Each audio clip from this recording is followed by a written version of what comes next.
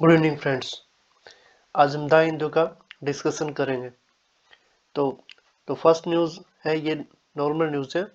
यह है जो ट्रम्प है, उन्होंने बोला है कि अगर इंडिया रशिया से ऑयल खरीदेगा तो इंडिया के ऊपर 500% तक का टैरिफ लग सकता है, जब भी 50% का टैरिफ चल रहा है। तो नेक्स्ट न्यूज़ जो है सबसे इम्पोर्टेंट है आज में, ये है ये माधव गाडगिल जी के बारे में। ये क्या है, हमारे देश के बहुत बड़े जिन्होंने इन्वायरमेंट को कंजर्वेशन किया, इन्वायरमेंट को बचाया। तो इसके बारे में जो रिसेंटली पास्ट हुए, अभी इसलिए इनकी जो चले गए हैं, तो उनके लिए है जो 83 ईयर्स की उम्र में पास्ट अवे हो गए।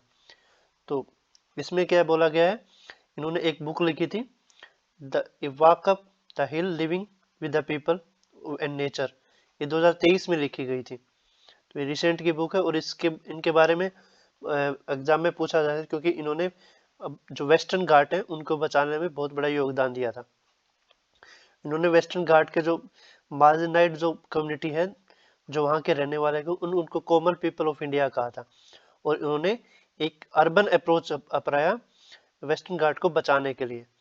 और एम एस गार्डे ने एम एस स्वामीनाथन ने, जो एक एग्रीकल्चर में जिनको नोबेल में मिला हुआ है, जिन्होंने ग्रीन रिवोल्यूशन चलाया था, उन्होंने इनके बारे में बोला था ये बहुत बड़े ह्यूमैनिटी के लिए और इकोलॉजी और इन्वायरमेंट के लिए काम करते थे, माधव गाडगिल साहब।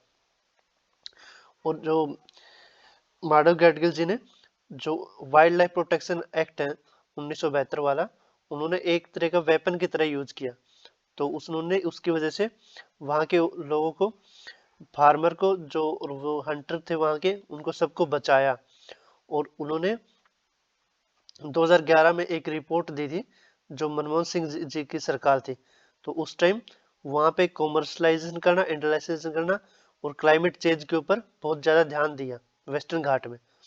और जब वहाँ पे उन्होंने बोला गया कि वेस्टर्न घाट पे जो इंडस्ट्रीज है उनको हटाया जाए, उन्होंने स्ट्रिक्ट एक्शन लिया। और वेस्टर्न घाट को बचाने के लिए उन्होंने पुरानी इंडस्ट्रीज को वहाँ से हटाना के लिए बोला गया, और नई इंडस्ट्री वहाँ पे नहीं लगानी है। उन्होंने पोल्यूटिंग को वहाँ बचाने का काम किया, लेकिन उसको धीरे धीरे फेज आउट करने का बोला गया इंडस्ट्रीज को। लेकिन जब उनकी 2013 में एक नई रिपोर्ट आई, वो उन्होंने दी थी के कस्तूरी रंजन जी ने। उसमें 37% ही जो वेस्टर्न घाट है उनको बचाने के लिए बोला गया था। और एक साइलेंट वैली जो केरल में है, उसको बचाने के लिए भी, जो वेस्टर्न घाट में ही है, उसको बचाने के लिए भी 1970 में माधव गाडगिल जी ने काम किया था। उसके बाद ये डिफरेंट डिफरेंट जो पहले इन्वायरमेंट मिनिस्टर थे, जयराम रमेश, उन्होंने उनको एकेडमिक साइंटिस्ट बोला। ऐसे हिस्टोरियन रामचंद्र घोष जी ने उनको एग्जेम्पलरी साइंटिस्ट बोला। तो नेक्स्ट है, ये वाली न्यूज भी उनके लिए है। उन्होंने जो नीलगिरी बायो रिजर्व स्फीयर है, तो जो इंडिया का पहला एमएबी है, एमएबी होता है man and biosphere reserve, MAB, जो यूनेस्को देता है जिसका टाइटल। तो उसको बचाया। उसके लिए एक कमेटी बनी थी जिसको बोलते हैं WGEE, वेस्टर्न घाट इकोलॉजी एक्सपर्ट पैनल बना था। तो उन्होंने जो नीलगिरी बायो रिजर्व स्फीयर है उसकी फाउंडेशन रखी थी, मतलब वहीं से स्टार्ट हुआ था इनका काम, जो इकोलॉजी को बचाने के लिए, जो केरल में है। नेक्स्ट है, ये है केरल से न्यूज। इन्होंने क्या है, वहां पे जो कमेटी बनी थी, वहां 3 जोन बनाए थे। उसको बोलते हैं इकोलॉजिकल सेंसिटिव जोन, जिसमें 1 ESZ 1 2 3 ऐसे करके हैं। वो किसमें 142 के जो ताल्लुक है, उनको डिफरेंट डिफरेंट जोन्स में डिवाइड कर दिया था।